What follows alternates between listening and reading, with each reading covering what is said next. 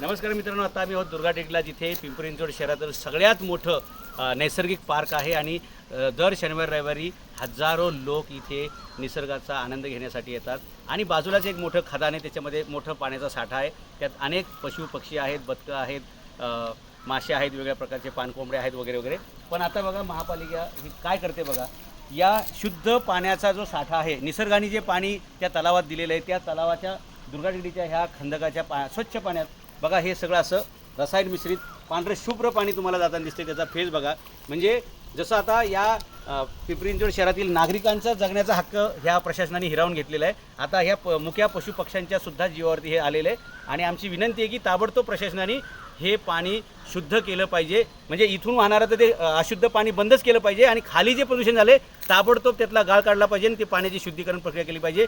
जर यातील जलचर मेले, बदक, मासे आणि बाकी सगळं, तर आम्ही प्रशासनावरती गुन्हे दाखल करायला मागे पुढे पाहणार नाही आणि याच्याबद्दल आम्ही जनहित याचिका कोर्टामध्ये जरूर दाखल करू.